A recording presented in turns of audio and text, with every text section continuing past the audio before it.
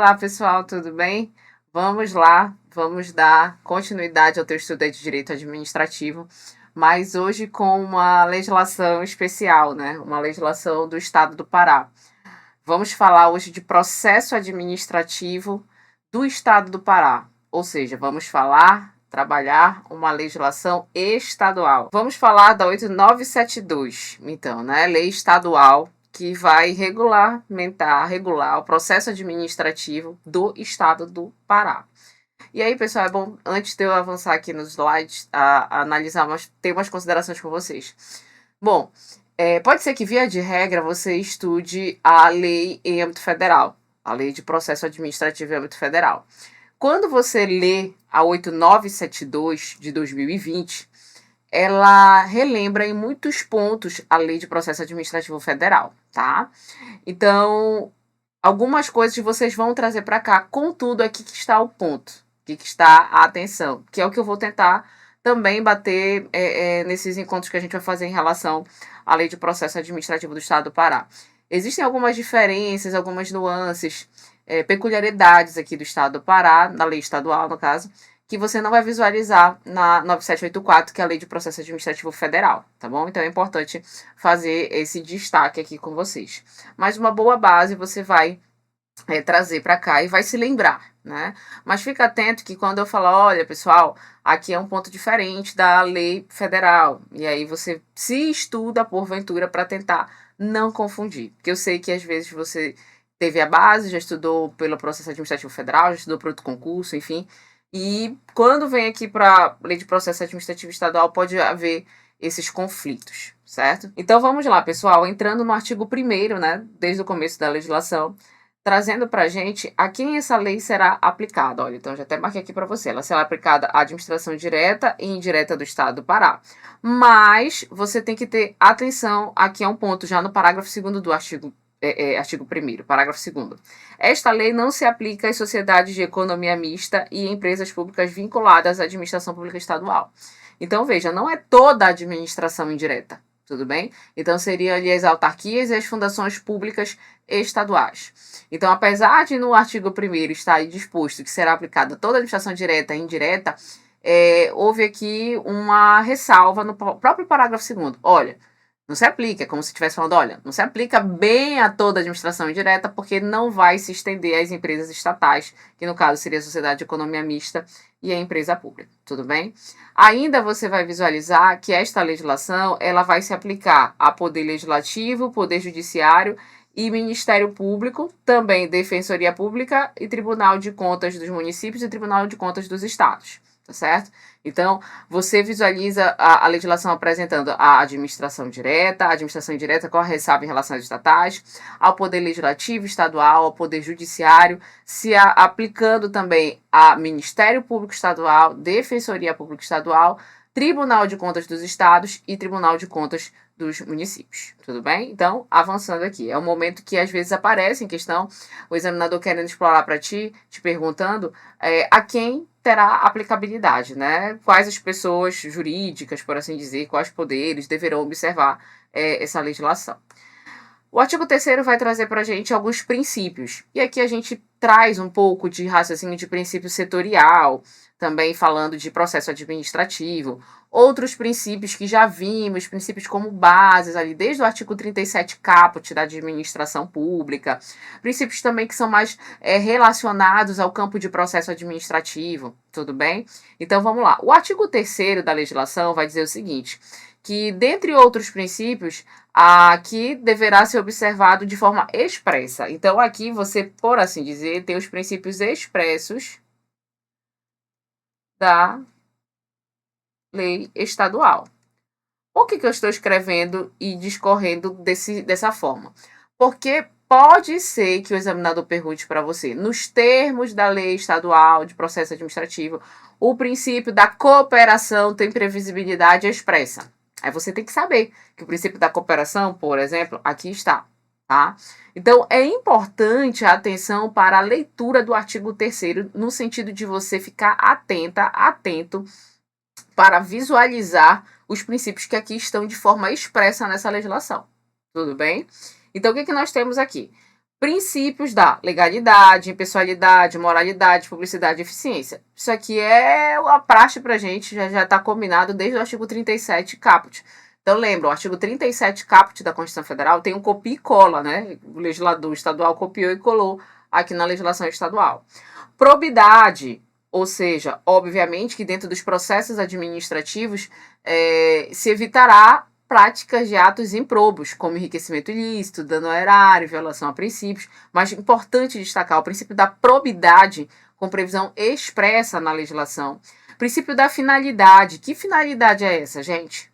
É a finalidade de alcançar o interesse público, já fazendo relação também com a supremacia e indisponibilidade do interesse público, que, se você lembrar, daquelas aulas de base de direito administrativo, são dois princípios norteadores do direito administrativo. Princípios basilares que formam o regime jurídico administrativo, princípio da supremacia do interesse público sobre o privado, indisponibilidade do interesse público. Então, você visualiza que supremacia e indisponibilidade do interesse público tem previsão expressa aqui dentro da legislação, tá?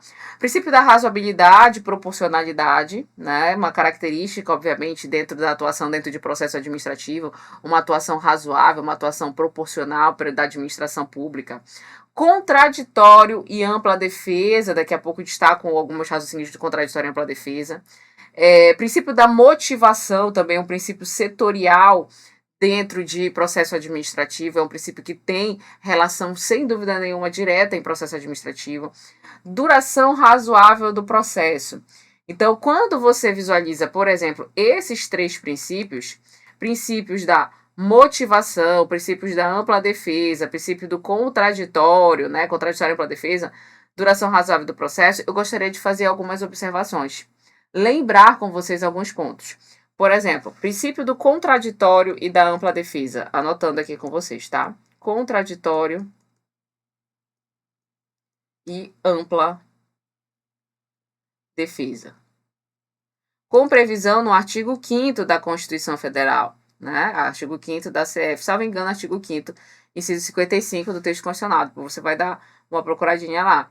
Dentro do artigo 5º, inciso 55 do texto constitucional, você tem lá que aos litigantes em processo judicial e em processo administrativo deverá ser assegurado o exercício do contraditório e da ampla defesa.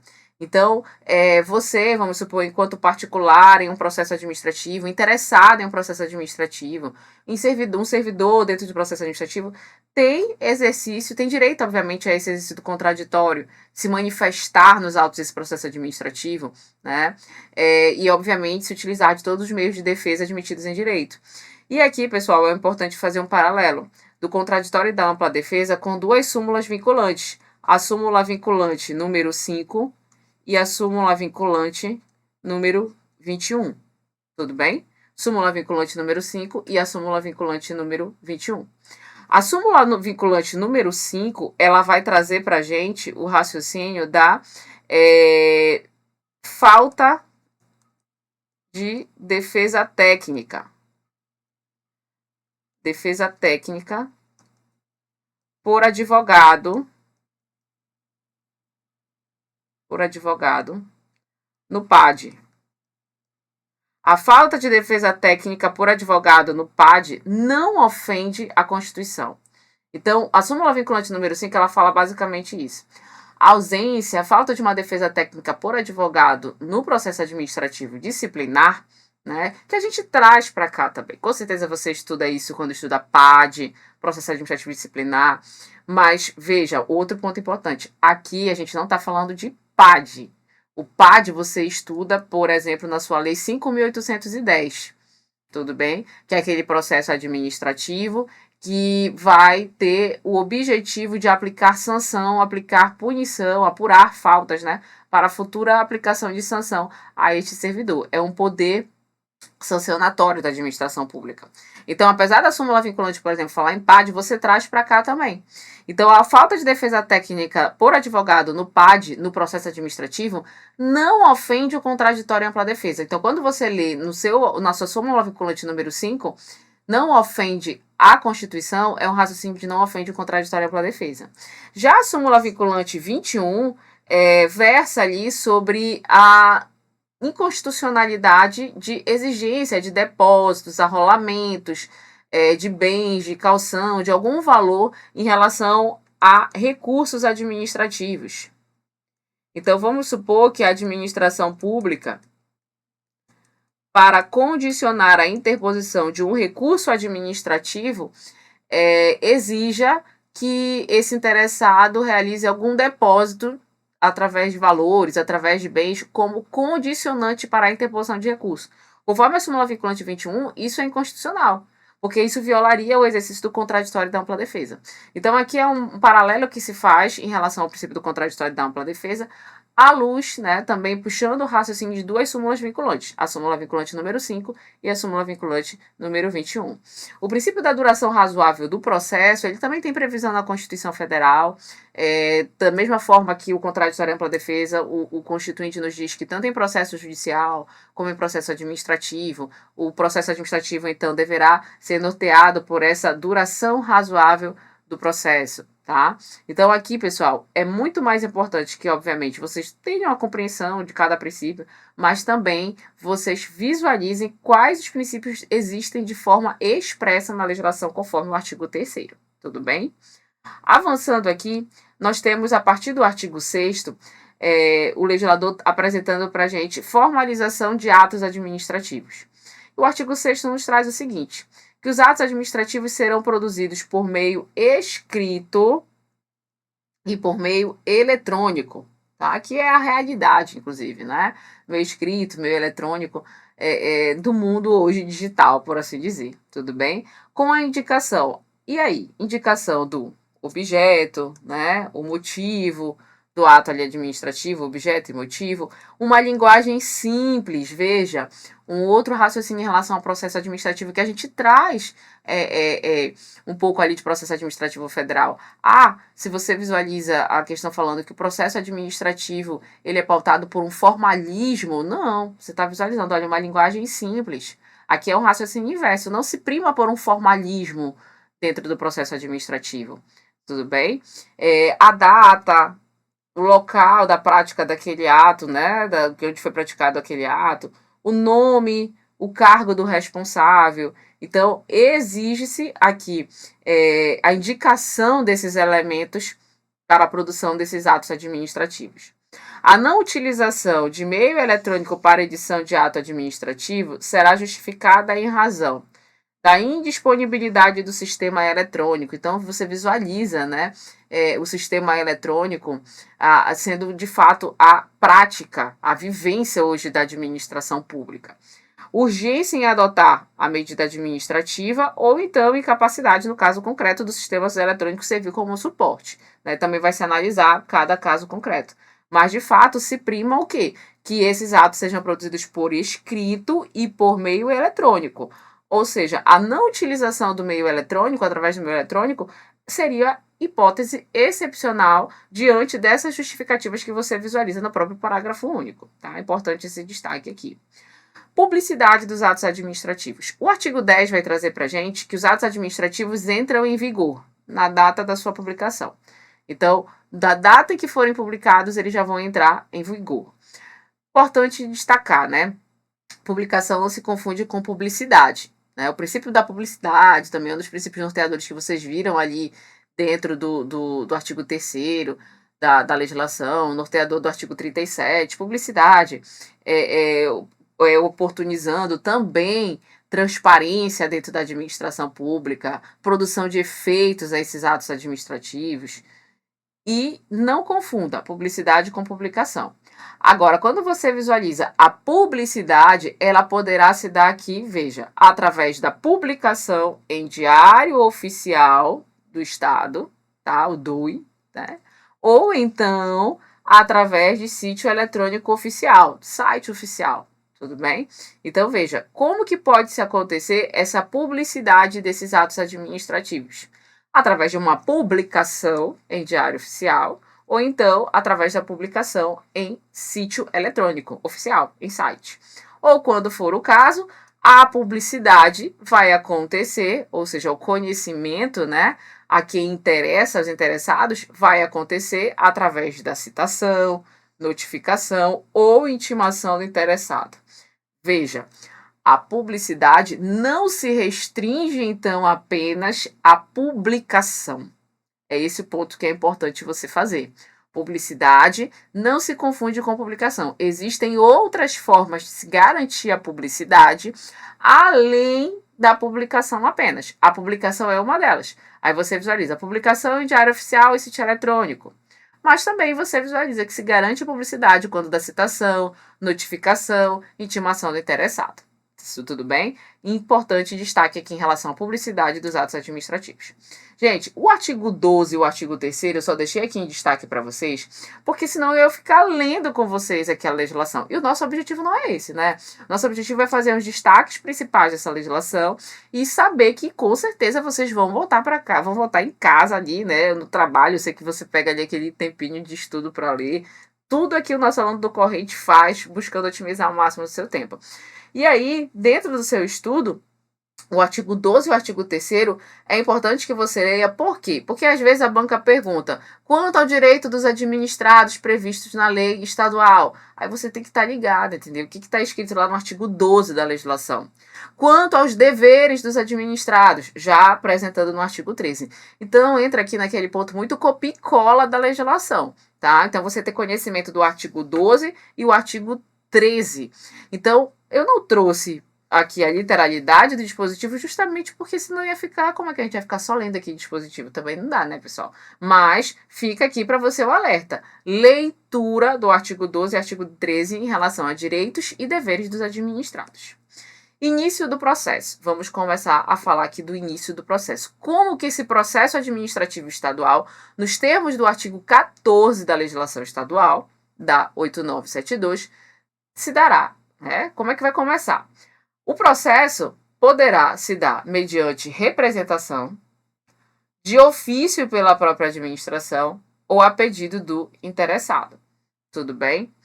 Então, você tem 3 formas de se iniciar esse processo administrativo: por representação, ofício ou a pedido do interessado. Representação é quando um terceiro já está apontando ali algum vício, por exemplo, tá? Ofício é pela própria administração e a pedido do interessado é porque quando existe interesse da própria parte, tá bom? Então, atenção no sentido da banca colocar para você. O processo administrativo em âmbito estadual não poderá se dar de ofício pela administração pública. Tá errado, né? Pode acontecer sim de ofício, representação ou a pedido de interessado. São as 3 formas previstas no artigo 14. Agora, o artigo 15 vai trazer para a gente o que deve conter neste requerimento inicial do interessado, neste pedido inicial do interessado. Gente, esse pedido inicial, este requerimento inicial, é como se fosse uma petição inicial, né? Como eu digo, olha, aqui é como se fosse a petição inicial administrativa. É como se fosse nesse sentido, tá? Mas, obviamente, não primado ali pelo formalismo, né? Então, aqui o processo administrativo, ele tem essa característica, o não formalismo em excesso. Então, o requerimento inicial do interessado, esse dispositivo é importante que vocês leiam. Salvo nos casos em que for admitida solicitação oral. Opa! É permitida, então, solicitação oral? Sim, de forma excepcional. Mas, via de regra, deverá ser por escrito. Então, aqui você tem uma importante interpretação. Requerimento inicial deve ser por escrito. Mas é possível uma solicitação oral? Sim, de acordo com permissão legal, né? De acordo com o que é permitido em lei. Deve conter o quê? O órgão, a autoridade administrativa na qual esse interessado se dirige, a identificação desse interessado, ou então de quem o represente. Veja, possível representação? Sim. Esse ponto aqui, pessoal, é muito parecido com a Lei de Processo Administrativo Federal, bem parecido, tá? Quando for o caso, o domicílio do requerente ou o local para o recebimento das comunicações, inclusive o endereço eletrônico, tá? Se houver, né? Lembra aqui que a gente prima pelas comunicações e também, inclusive, por meio eletrônico. Mas se não houver, o endereço, tá? O endereço físico, no caso. Formulação do pedido com exposição de fatos, fundamentos, as futuras indicações de provas, bem como os esclarecimentos relativos a esses fins, né? A fins aqui se destina. Você visualiza aqui, né? Como se fosse a estrutura da petição inicial, tá? Fatos, fundamentos, pedidos. Data, assinatura do requerente ou seu representante legal. Então, como eu lhe falei, aqui, galera, é como se fosse uma mini petição inicial mesmo, né? Que você tem ali o endereçamento, a autoridade competente, a identificação deste interessado, com o seu endereço, também o seu domicílio, também inclusive com o domicílio eletrônico, a formulação do pedido, com a narrativa dos fatos, com os fundamentos e finalizando com a assinatura do requerente. Tudo bem? Parágrafo único nos apresenta o seguinte, que é vedada, é proibida a administração à recusa imotivada de recebimento de documentos, devendo o servidor orientar o interessado quanto ao suprimento de eventuais falhas, né? Então, você visualiza que se a administração recusar um documento, ela precisa realizar a motivação, o porquê da recusa daquele documento. E o servidor, ele precisa orientar este interessado para tentar sanar, para tentar suprir eventuais falhas já nesse momento desse requerimento inicial, tudo bem? Sendo dever aqui deste servidor, então. Então, tenha atenção aqui de marcar esse ponto. Início do processo. Como se inicia o processo administrativo? Através de 3 formas. De ofício, por representação ou a pedido do interessado, tudo bem? Avançando aqui. Interessados. Quem seriam esses interessados conforme o artigo 18, a Lei de Processo Administrativo aqui estadual? São legitimados como interessados no processo administrativo. Inciso 1. Pessoa física ou pessoa jurídica. Aqui tem que ter muita atenção, o examinador falar para ti que é só pessoa física que pode dar início a um processo administrativo. Não, tanto pessoa física como pessoa jurídica que seja titular de interesses individuais, né, que tenham exercício de direito de representação, então tanto pessoa física como pessoa jurídica. 2. Aqueles que, sem terem iniciado o processo, têm direitos ou interesses que possam ser afetados pela decisão a ser adotada, ou seja, são terceiros que podem ser afetados por futura decisão, tudo bem? Ou então na defesa do interesse público. Então, por mais que ele não seja interessado diretamente, tá? Diretamente naquele processo, mas ele tem interesse de atuar, porque aquela decisão vai afetar um direito individual dele ou então interesse público. Organizações sociais, atenção, tá? Organizações e associações representativas, no tocante a direitos e interesses individuais e coletivos. Então, organizações e associações representativas de classe, né? Tanto ali no sentido de estar fazendo a representação de direitos individuais e interesses coletivos de seus associados. E inciso 4. Pessoas, associações legalmente constituídas contra os direitos ou interesses difusos, tá? Então, você visualiza bem aqui que pessoas, associações têm relação com esses direitos difusos. Já as organizações e associações representativas, você está visualizando a legislação trazendo para a gente individuais ou coletivos. Lembra, direitos coletivos é aquele que a gente consegue identificar os destinatários do direito, ao passo que os direitos difusos são aqueles que não se consegue mais identificar os destinatários do direito, tá? Parágrafo 1º. A atuação das organizações e associações dependerá de comprovação da pertinência temática entre as suas finalidades institucionais e os interesses que visam defender. E quando a lei assim exigir, de autorização de representação representativa da Assembleia. Esse parágrafo 1º, ele tem relação com inciso 3, bem aqui, tá? Então, organizações e associações. Tanto no parágrafo 3º, como também bem aqui. No inciso 4, no inciso 3, perdão, e no inciso 4. Ou seja, pertinência temática. Tem que comprovar que existe uma relevância da matéria. Aquela organização, aquela associação tem uma relevância na matéria. É a pertinência temática em analisar aquele caso concreto. Tem interesse em atuar naquele processo administrativo, justamente por defender aquela categoria, tá? Se assim for preciso, tem que ter autorização da respectiva Assembleia quando a lei assim exigir, tá? Parágrafo 2º. A intervenção de terceiro no processo administrativo depende de decisão da autoridade competente. Então, é possível essa intervenção de terceiro? Sim, mas desde que devidamente autorizada pela autoridade competente. Tudo bem? Então, aqui apresentando para a gente quem são os interessados. Pessoas jurídicas, pessoas físicas, aquele terceiro que tem interesse ali, né, no processo administrativo, que vai refletir no campo do seu direito individual ou no interesse público, e aí precisa, como você vê no parágrafo 2º, de autorização da autoridade competente, organizações, associações Então, tenham atenção aqui nesse ponto. Competência, um dos pontos mais importantes em lei de processo administrativo, que você traz também quando você estuda atos administrativos. Então, quando você estuda atos administrativos, você estuda os 5 elementos que compõem os atos administrativos, 5 elementos ou requisitos. Aí você estuda lá os elementos de competência, finalidade, forma, motivo e objeto. Lá no requisito, elemento de competência, em atos, você estuda que o elemento de competência é um elemento definido em lei. A lei define quem é o agente competente para a prática do ato administrativo, né? Se você lembra dessa forma, tá? E aí você estuda e lembra que a competência, ela é irrenunciável. Olha de onde é que você extrai esse raciocínio. Artigo 20 aqui, no nosso caso, da Lei de Processo Administrativo Estadual, vai apresentar para a gente que a competência é irrenunciável. Tudo bem? O que o legislador fala? A competência é irrenunciável. Ela se exerce pelos órgãos e entidades a que foi atribuída como própria. Quem define a competência é a lei, tudo bem? Salvo nos casos de delegação e avocação, legalmente admitidos. Vamos lembrar das hipóteses de delegação, avocação de competência, que são formas temporárias, transitórias de se estender um pouco mais a competência. Artigo 21. Salvo impedimento legal específico, os titulares dos órgãos, das entidades, das unidades administrativas poderão delegar parte da sua competência. Não se delega totalmente a competência, apenas parte. Desde que justificada por razões técnicas, econômicas, jurídicas ou territoriais. Gente, as hipóteses de delegação e avocação de competência, só para a gente lembrar, são formas de, como a doutrina apresenta para a gente, de se esticar um pouco mais a competência, de se estender a competência um pouco mais. Mas tanto a avocação como a delegação são causas transitórias, são causas temporárias de extensão de competência. Tudo bem? E a delegação? Você lembra que delegação, estou contando que você está lembrando disso de atos administrativos, tá?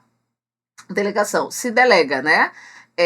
Do nível superior para o inferior, ou seja, nós temos delegação de competência, seja de um órgão superior para o inferior, de uma autoridade superior para uma autoridade inferior, mas a gente também tem delegação de competência em mesmo nível hierárquico, tá?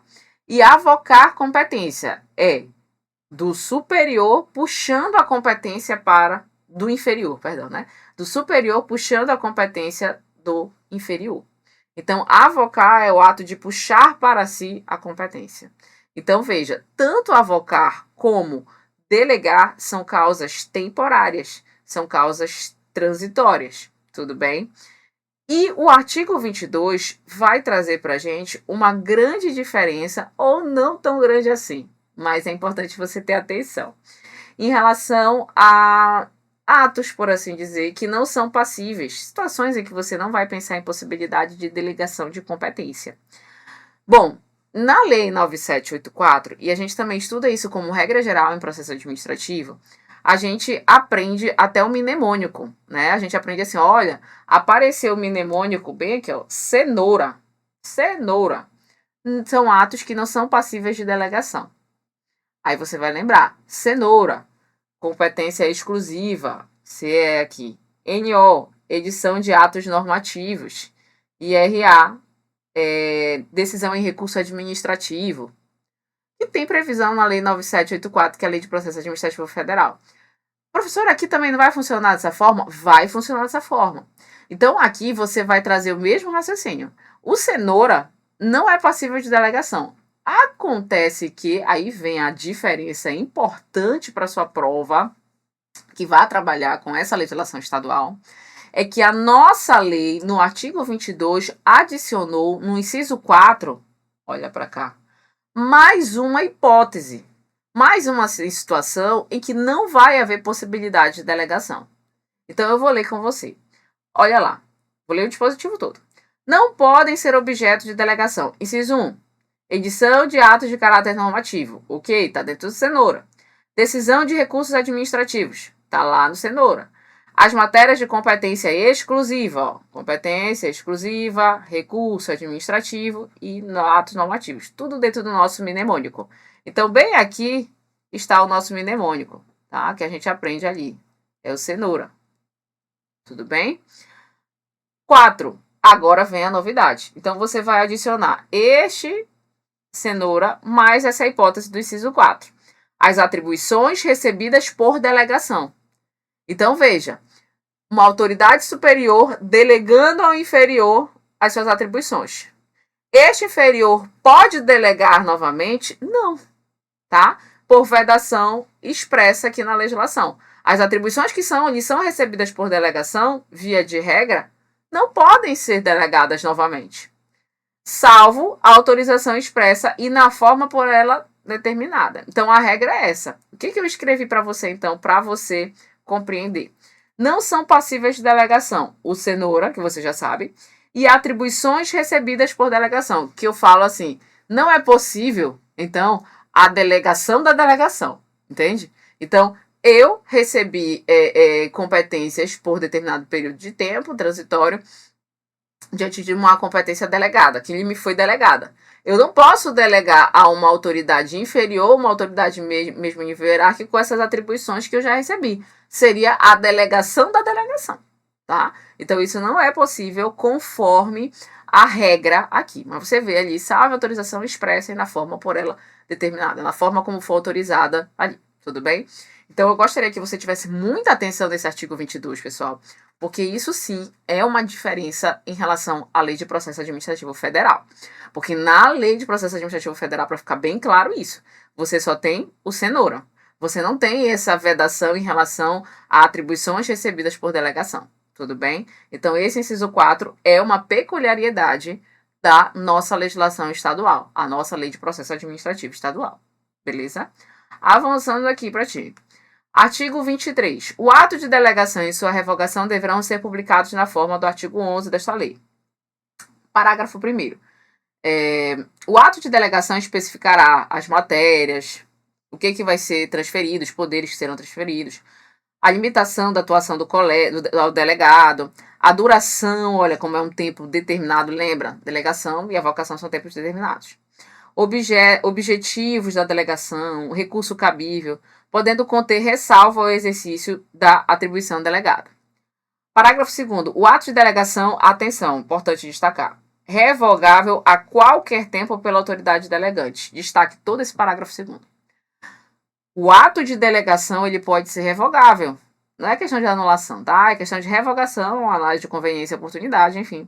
A qualquer tempo pela autoridade delegante, a autoridade que delegou.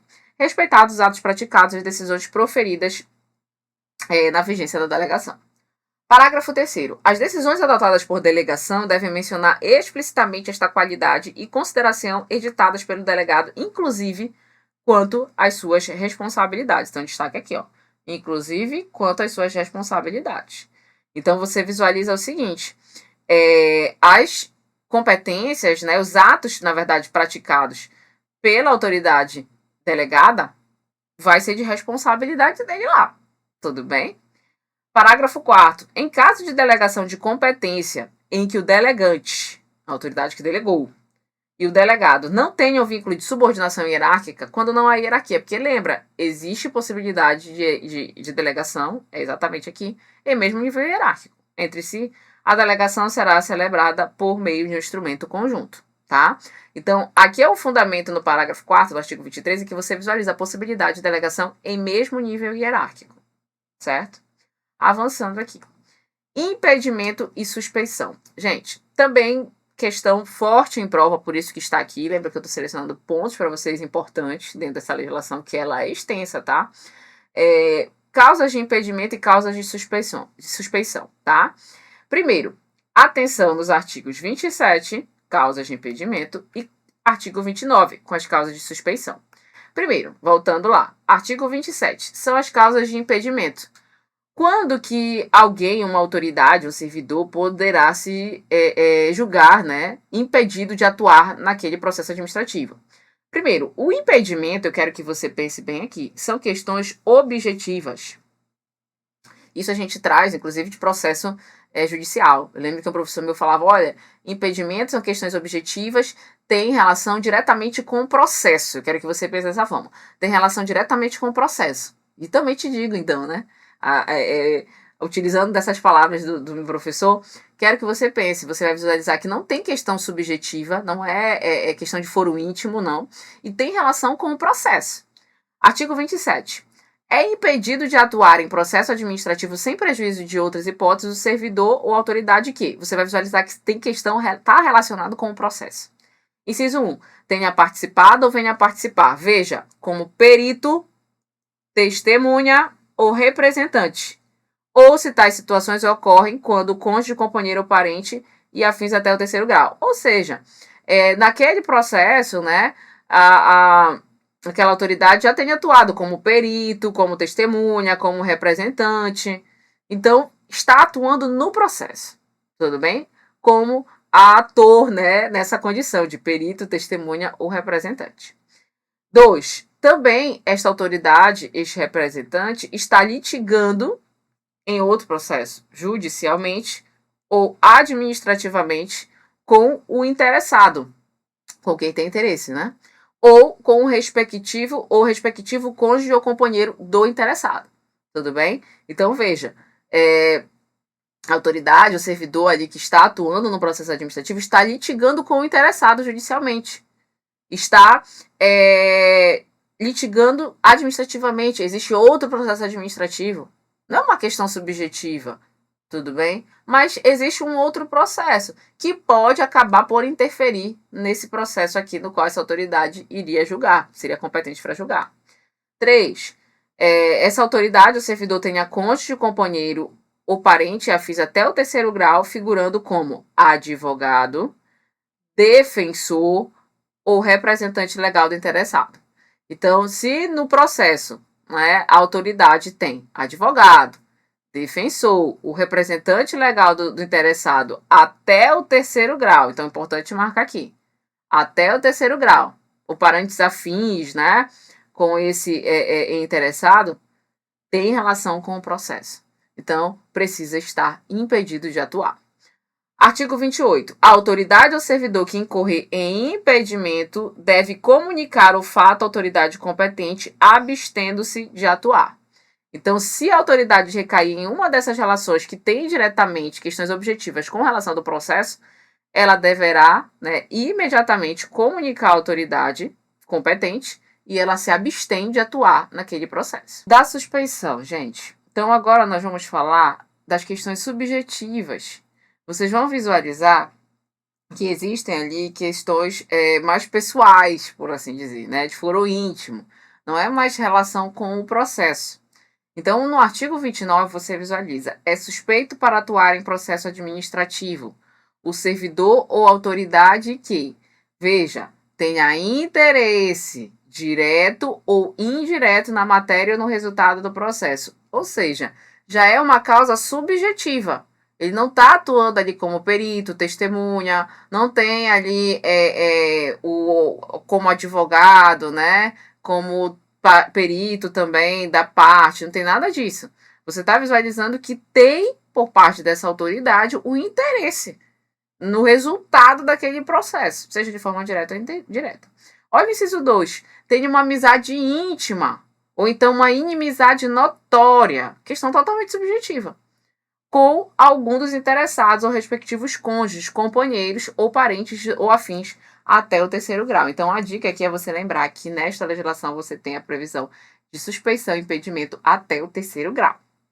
Pode o servidor ou autoridade declarar-se suspeito, veja, pode o servidor ou autoridade declarar-se suspeito por questão de foro íntimo. Então, sem necessariamente se encaixar. Olha, tem interesse direto, indireto, tem amizade íntima, inimizade, não. Basta dizer, olha, eu não posso julgar esse processo, não posso atuar nesse processo, porque eu tenho um motivo de foro íntimo que eu não preciso declarar, tá? E aí se julga suspeito e não atua no processo. Então, você visualiza essa diferença. Questões objetivas, você vai para o impedimento. Questões subjetivas, a gente leva aqui para suspeição. Artigo 30. O interferimento da alegação do impedimento ou da suspeição poderá ser objeto de recurso. Então, vamos supor que não seja deferido, né? O pedido de impedimento ou suspeição por uma das partes ali. Então, vai subir para grau recursal, recurso administrativo.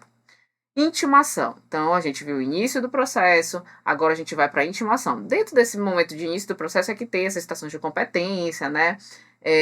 a questão da suspeição e impedimento. E agora a gente vai para uma outra fase do processo, a intimação. A intimação também seria essa notificação ali, que seria um raciocínio também de citação, se formos falar em um processo judicial. Aqui a gente fala em intimação. Intimação no artigo 35. A intimação ela deverá acontecer com antecedência mínima de 3 dias úteis, né? Aí faltou ali, quanto ao momento do ato a ser praticado, tá? E a intimação ela poderá ser efetuada por meio eletrônico, bem aqui, por sistema ou endereço eletrônico, ou então por via postal, que é pelo AR, né? Precisa ter AR. Ou então por qualquer outro meio que assegure a certeza da ciência do interessado.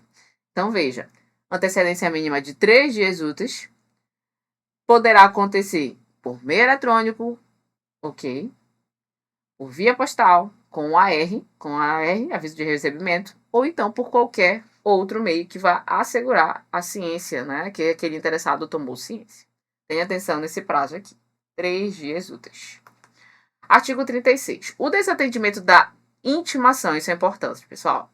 Então, o interessado foi intimado a esse comparecimento. Ele simplesmente desatende, né? Foi confirmado, ele tomou ciência. Ele desatende essa intimação. O que vai acontecer? Importa na revelia. Então, isso é importante, certo? A revelia no processo administrativo vai acontecer diante do desatendimento da intimação. Esse interessado não observa a intimação, ele não comparece. Então, ele será revel. E aí, a revelia, você que estuda processo judicial, não confunda para trazer para cá, tá? A revelia não significa que em processo administrativo que os fatos, né, serão, então, tomados ali, tidos como verdadeiros. Não, tá? O que vai ser a revelia aqui no processo administrativo? Na revelia do interessado. O que é isso? Apenas que ele deixará de ser intimado pessoalmente dos demais atos do processo. Tudo bem? Então, veja. O desatendimento da intimação importa na revelia do interessado, que deixará de ser intimado dos demais atos do processo de forma pessoalmente. É apenas isso. Parágrafo único. O revel, ele também pode intervir no processo em qualquer fase. Já está na fase de instrução, não tem problema, tá? Ele vai ser tranquilamente recebido nesse processo. Ele vai poder intervir no processo. Mas ele vai receber esse processo no estado em que se encontre. Não, eu quero praticar atos anteriores a esse momento. Aí ele não pode mais. Então, aqui é um ponto. A revelia no processo administrativo não vai reputar os atos, né, tidos como alegados contra esse interessado, que seja como verdadeiros. Não é esse efeito da revelia. Apenas vai gerar o quê?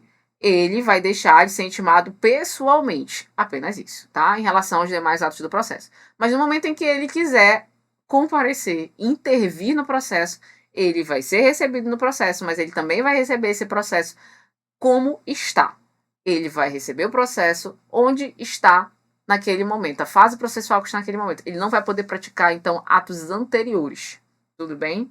Artigo 37. Devem ser objeto de intimação os atos do processo de que resultem para o interessado. Tem que ser intimado, né? O interessado, se gerar imposição de deveres, ônus, sanções ou restrição de exercício de direitos e atividades e os atos de outra natureza do seu interesse.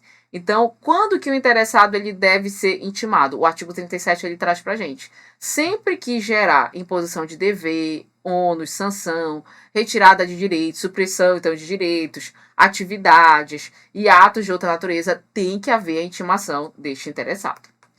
Instrução, gente, o que é a fase de instrução? Então, você viu ali o início do processo, a intimação, agora a gente vai na fase de instrução. Falou a palavra instrução, você lembra, é a fase probatória, é a produção de provas dentro do processo administrativo.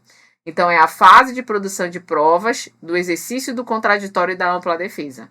Então, tudo que você raciocina dentro do princípio do contraditório e da ampla defesa será aplicado aqui, obviamente, na fase de instrução processual. Artigo 38. As atividades de instrução destinam-se a averiguar e comprovar os dados necessários à tomada da decisão e se realizam de ofício, sem prejuízo do interesse, sem prejuízo do direito dos interessados de propor atuações probatórias. Então, aqui acontece, sim, um impulso oficial dentro do processo. Essa função probatória ela vai acontecer também de ofício, pela própria administração pública, buscando se solucionar, se trazer a decisão para aquele caso, mas também não prejuíza o interessado de propor, de trazer a sua atuação probatória. No processo administrativo, atenção, é possível a prova emprestada, conforme previsão expressa. A gente tem uma súmula do STJ que traz para a gente a previsão da possibilidade de prova emprestada. Só que como a gente está falando de legislação, isso é muito importante que você tenha em mente que na Lei 8972 do Estado do Pará, Lei de Processo Administrativo Estadual, tem previsão expressa do artigo 40 da admissão da prova emprestada. Isso é muito importante. Então, olha o artigo 40. É admitida, possível, prova emprestada, produzida validamente em outro processo administrativo ou outro processo judicial, desde que garantido, né, ao postulante ou ao notificado o exercício do direito ao contraditório sobre a prova. Gente, a prova emprestada é aquela prova que vem trasladada, que vem de outro processo, seja judicial ou seja administrativo. Então, existe um outro processo de natureza judicial, um processo de natureza civil, né? E a administração, ela precisa dessa prova, por exemplo, né? Óbvio, ela pode se valer dessa prova, ela já está produzida. Então, pode ingressar no processo administrativo, mas, obviamente, deverá se oportunizar ao postulante, ao notificado, o exercício do contraditório sobre esta prova, tá? Então, nada mais do que a legislação estadual, também nossa própria previsão legal, fixando o entendimento do STJ quanto à possibilidade da prova emprestada. Então, se a banca trazer para você que nos termos da legislação estadual é admitida a prova emprestada, perfeito, tudo bem? Artigo 56. Encerrada a instrução, então terminada essa fase de probatória, né, o interessado terá direito de se manifestar, atenção, no prazo de 5 dias úteis em razões finais. Aqui seria um raciocínio de alegações finais? Podemos colocar assim, tá? Alegações finais, razões finais, em 5 dias úteis. Do dever de decidir, artigo 60. A administração tem o dever de expressamente se pronunciar e emitir decisão sobre todos os assuntos de sua competência que lhe sejam apresentados por meio de solicitações, petições, representações ou reclamações. Parágrafo 1º. Caso a administração, ao decidir o pedido, observe por exigência do interesse público a necessidade de abranger um objeto diferente ou mais amplo do que lhe foi apresentado, ela deverá notificar o interessado para que, no prazo de 5 dias úteis, formule suas alegações antes da decisão. Ou seja, se amplie, né, um pouco mais esse tempo, esse lapso temporal ali, se ampliou o objeto, vai ter uma exigência maior de se analisar melhor aquele caso concreto. Esse que é o parágrafo 1º traz para a gente. O prazo para decidir previsto na legislação, prazo para decidir. De 30 dias úteis, vocês estão observando que essa legislação é contada em dias úteis, né? Então, isso é uma dica aqui. 30 dias úteis, podendo ser prorrogado por mais 30 dias úteis, tá? Então, prazo para decidir, 30 dias por mais 30 dias. Podendo, então, chegar a 60 dias úteis, tá? Então, tenha atenção nesse raciocínio. O prazo previsto na lei, inicialmente 30 dias úteis, mas se houver necessidade de prorrogação, pode se prorrogar por mais 30 dias. Observação. A decisão proferida fora do prazo, que for aqui, né, 60 dias o máximo, previsto em lei, não gera nulidade no processo, né? Isso vem desde o entendimento da jurisprudência.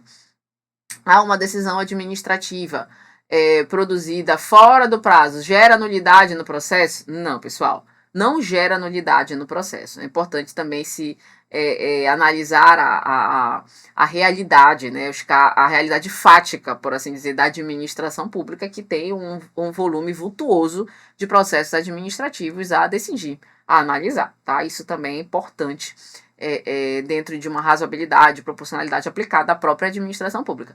Mas é óbvio, pessoal, que omissões flagrantes do poder público se invoca também razoabilidade, proporcionalidade, duração razoável do processo, também não são bem-vindas aqui, tá certo? Então é importante que você leve esse entendimento para a prova, um prazo legal, mas também esse entendimento previsto dentro da própria lei, que a decisão proferida que é fora do prazo não gera nulidade do processo, que é um reflexo também da jurisprudência do STJ. Artigo 61. Concluída a instrução do processo administrativo, a administração tem um prazo de 30 dias úteis para decidir, salvo prorrogação por igual período expressamente motivada. Eu só estou lendo aqui com vocês o que está ali previsto e que eu falei ainda há pouco, que é o artigo 61. E o parágrafo único, a decisão fora do prazo legal não implica a nulidade do processo, mais um reflexo da jurisprudência do STJ. Então, nessa legislação foi incluído 2 reflexos de 2 súmulas do STJ, que era em relação à prova emprestada e também quanto à nulidade ali do processo administrativo em relação à decisão fora do prazo legal, tá? De não gerar a nulidade. Galera, agora a gente vai fazer algumas questões, tá? No sentido da gente sedimentar esse conteúdo inicial, tudo bem? Então, eu quero só ver com você o que nós visualizamos. Nós vimos o início do processo, nós vimos ali a intimação, tá? Falamos ali das causas de suspeição, impedimento, falamos das hipóteses de delegação, de avocação. Depois, avançamos ali para trazer um pouco da instrução. O que é a fase de instrução? O que é a fase, basicamente, probatória? Destacamos aquele conceito ali de revelia. Aquele ponto é importante, porque a revelia, ela não é a mesma, ela não vai gerar o mesmo efeito do que do processo judicial. É um destaque, tá? E esses 2 reflexos da jurisprudência do STJ entrando dentro da legislação, finalizando ali com a prova emprestada e a questão da decisão acontecer fora do prazo legal, tá? Então, aqui agora a gente vai resolver algumas questões no sentido de sedimentar essa primeira parte, né, do processo. Veja, só voltando aqui comigo. A gente foi até a questão, artigo 61. Ah, professora, a gente vai estudar toda a legislação? Vamos até o final da legislação fazendo alguns destaques, lembra lá, tá? E a gente está fazendo aqui uma análise em partes. Como eu digo, diante de legislações grandes, extensas, você não pode ler tudo de uma vez. Inclusive, não é nem indicado que você leia no seu estudo, como a gente fez aqui. Por exemplo, do artigo 1º ao artigo 61. Não, diminua. Né? Vá lá do artigo 1º ao artigo 30. Por quê, pessoal? Eu não li a 61 dispositivos aqui com você. Claro que não. Eu destaquei alguns pontos com você. Mas na sua leitura, você já tem que ler. Do artigo 1º, na sua leitura em casa, né? Do artigo 1º ao artigo 61. É importante, gente. Questão de processo administrativo federal. Olha, a dica que eu dou para vocês aqui em direito administrativo, né? O que eu posso ajudar vocês aqui no estudo? O que eu observo nas questões? Gente, caiu questão de RJU estadual aqui, a Lei 5.810. Caiu questão de legislação estadual no que tange ao processo administrativo estadual, que é a lei que nós estamos estudando, 8972. Não tem para onde correr. No sentido de que o examinador ele vai cobrar o que de você? O copia e cola da legislação, tá? Então, é o Ctrl+C, Ctrl+V da legislação. Você precisa estar familiarizada com esta legislação. O trabalho que a gente está fazendo aqui, no corrente, é tentar destacar para vocês os principais pontos, os destaques. Mas, de acordo com o que se observa em prova, não temos um grande volume, por exemplo, dentro da Lei de Processo Administrativo Estadual, da nossa Lei de Processo Administrativo Estadual, porque ela é uma bebezinha, pessoal, ela é de 2020, tá? Lembra que a gente já teve um cenário ali de pandemia, ficamos um tempinho sem prova e tudo mais. Mas a gente tem um paralelo, eu busco trazer algumas questões, elaborar algumas questões de processo administrativo, que eu elaboro algumas questões, né, em relação a esse assunto, pautada, analisando a Lei de Processo Administrativo Federal, que aí sim a gente tem, obviamente, um conteúdo vasto, né, em relação a esse raciocínio. Contudo, gente, é o que eu falo para vocês, sem dúvida nenhuma, um legislador que vai trabalhar com uma legislação estadual, isso é praxe, tá? Ele vai fazer um copia e cola, um Ctrl+C, Ctrl+V. Então, por favor, não negligencie esse estudo de legislação. Apesar de eu ter a tranquilidade de saber que no cronograma de vocês tem lá, né, o momento de vocês estudarem ali a legislação, o estudo da lei seca, como falamos. Então, vamos agora às questões, né? Você já está tomando seu cafezinho aí, tomando a sua água, descansando um pouco, vamos lá. Primeira questão. Os princípios da supremacia do interesse público e da indisponibilidade do interesse público têm previsão expressa na legislação estadual 8972, certo? Tá? A gente viu isso. Lá no artigo 3º, de forma expressa, nós visualizamos isso. Tudo bem? Poxa, professora, eu nunca li esse dispositivo. Essa é a clássica questão que é para pegar o aluno naquela situação. Eu nunca li o dispositivo legal. Como que eu vou saber que supremacia e indisponibilidade tem previsão expressa? Aí fica difícil, tá? Ou então, se você trouxesse uma análise de pensar em princípios expressos do artigo 37 caput, aí você ia marcar errado, né? Porque supremacia e indisponibilidade não tem previsão expressa na Constituição Federal. Então, é só para você ter atenção aqui. Segunda, de acordo com a Lei Estadual 8972, não são passíveis de delegação. Veja, atos que não são passíveis de delegação. Aqui, você já deve estar lembrando, tem que ser automático, que na nossa legislação, você vai lembrar, não são passíveis de delegação o cenoura e aquela situação da delegação, né? As atribuições que foram recebidas por delegação também não podem ser delegadas, que é o que chamamos de delegação da delegação. Então, vamos ler lá. Letra A. A edição de atos de caráter normativo, decisão de recurso administrativo, matérias de competência exclusiva do órgão, entidade ou autoridade. B.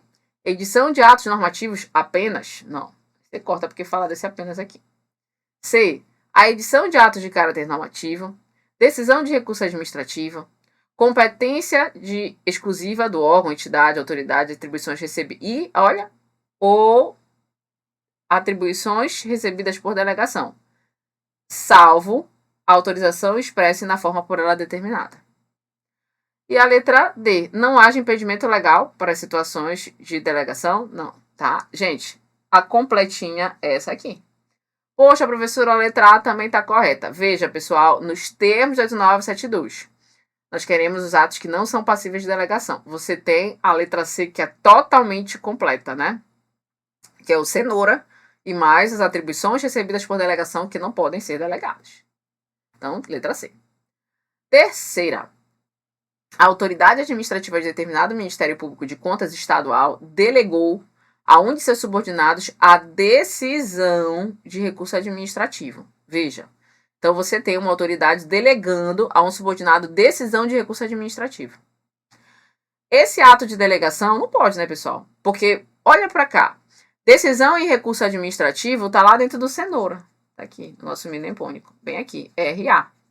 Recurso administrativo. Não é passível de delegação. Então, você já vai olhar a letra D ou a letra E. A letra D fala, ilegal, pois tais decisões não podem ser delegadas. E a letra E, ilegal, por ser o delegatário subordinado hierárquico. Letra D. Tá? Ilegal, pois tais decisões não podem ser delegadas. Nos termos, né, da vedação legal da 8972. 4. No que versa sobre as causas de impedimento e suspeição previstas na Lei 8972, veja, queremos a alternativa errada. A alternativa incorreta. Incorreta. Tudo bem? Vamos lá. É impedido de atuar em processo administrativo o servidor ou autoridade que tenha participado, venha participar como, veja, impedido, perito, testemunha, representante, ou de tais situações, quando cônjuge, companheiro ou terceiro grau e afins até o terceiro grau, tá certo. Então, não vou marcar essa. B. Pode o servidor ou autoridade declarar-se suspeito, suspeição, causas subjetivas por foro íntimo, correto? C. A omissão do dever de comunicar o impedimento constitui falta grave para efeitos disciplinares? Sim, pessoal, tá? Então, a omissão em comunicar impedimento constitui falta grave, sim, tá? Tem que comunicar esse impedimento. D. É suspeito, suspeição causas subjetivas, para atuar no processo administrativo, a autoridade que tenha amizade íntima, inimizade notória, com algum dos interessados, ou dos respectivos cônjuges, companheiros, parentes, veja o grau, tá? Sempre confirme aqui, até o terceiro grau. Sempre leia essa alternativa até o final. Porque o correto tá aqui, até o terceiro grau. Mas a banca pode colocar para você até o segundo grau, até o quarto grau, aí estaria errado. Mas aqui tá tudo certo. Então só sobrou a letra E. Mas por que a letra E está errada? A autoridade ou servidor que incorrer em suspeição deve comunicar o fato à autoridade competente, abstendo-se de atuar. Não. Aqui é a autoridade que incorrer em impedimento. Tá? Deve comunicar o fato e se abstém de atuar. Tudo bem? Então, letra correta, letra E. Letra correta que está incorreta. Que é essa que a gente estava procurando. Última questão, salvo engano. Deixa eu ver. Nos termos da Lei 8972, o desatendimento da intimação importa na revelia do interessado. Sim, tá? Então, qual é o que significa o raciocínio ali da revelia? O que é a revelia? É o interessado não cumprir, não observar a intimação. Ele simplesmente, tô nem aí para a intimação. Ah, foi intimado? Sim, tô nem aí, tá? E a questão continua, que continuará a ser intimado pessoalmente? Não. Aqui está o efeito da revelia dentro do processo administrativo. Este que é revel no processo administrativo, ele passa a não ser mais intimado pessoalmente dos atos do processo. Tudo bem? Mas, se ele quiser comparecer a qualquer momento, ele intervém. E ele recebe o processo a partir do momento que está. Tudo bem, pessoal? Então, veja, terminamos por aqui, tá? Espero que você leia a sua legislação. Você já tem bastante conteúdo para ler. Terminamos por aqui hoje, do artigo 1º ao artigo 60. E vá fracionando, tá, pessoal? Não leia corridinho, não. Do artigo 1 ao artigo 60. Na próxima aula, a gente vai dar continuidade e acredito eu que a gente já vai finalizar o raciocínio de 8972, porque a gente só está ali fazendo esses destaques mais importantes dessa legislação estadual. Tudo bem? Tchau, tchau, pessoal, e até a próxima.